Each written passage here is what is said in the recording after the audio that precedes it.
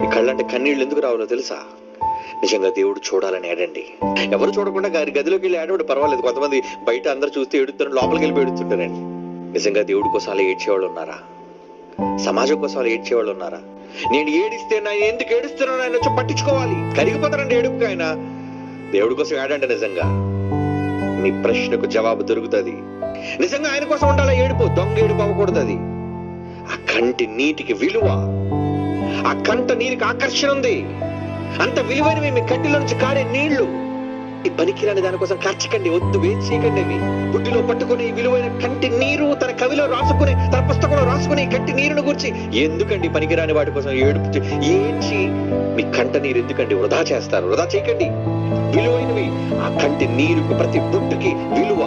అలా విలువైనది కావాలి అంటే మీరు దేవుని కొరకు ఆలోచించే వాళ్ళే ఉండాలి, దేవుని కొరకు పనిచేసే వాళ్ళే ఉండాలి, దేవుని కొరకు హృదయపూర్వకంగా ప్రేమించే వాళ్ళే ఉండాలి. అప్పుడు మీ కంటి నీటికి ఒక అర్థం.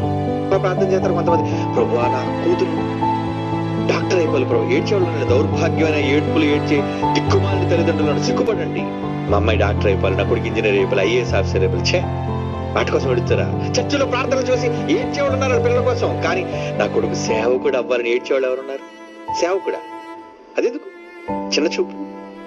అందుకే యేసు ప్రభు అన్నాడు తన మాటల్లో, దుఃఖపరచబడేవారు ధన్యులు వారు ఓదార్పు. ఏడవకండి ఆయన, ఏడవకండి.